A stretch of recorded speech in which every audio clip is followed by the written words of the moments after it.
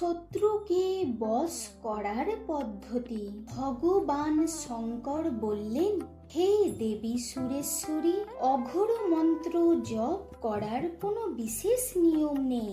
যে কোনো তিথি, নক্ষত্র ও উপবাস যুক্ত হয়ে অঘোর মন্ত্র জপ করবে। প্রথমে পঞ্চগব্য দিয়ে শিবকে স্নান করাতে হবে, তারপর পূজা ও জপ করবে। চতুর্দশী কিংবা অষ্টমী তিথিতে দেবের দক্ষিণ দিকে বসবে, 1008 বার জপ করবে। অনন্তর ফুলের মালা পরে নর কঙ্কালের কপালে কাজল তৈরি করতে হবে। সেই কাজল চোখে পড়বে। ওই কাজল পড়লে মানুষ অদৃশ্য হয়ে যায়। 1000 বার অভিমন্ত্রিত করা শিবের ফুল নিয়ে ধূপ তৈরি করবে।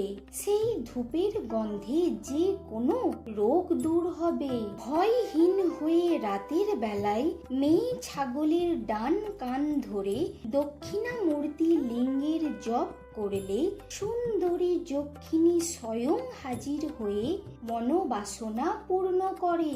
কপিলা গরুর গোময় দিয়ে পুতুল তৈরি করে তাকে বামদেব মন্ত্রে স্থাপন পূর্বক ঘৃত দিয়ে হোম করে 1008 বার জপ করলে স্ত্রী বশীভূত হবে।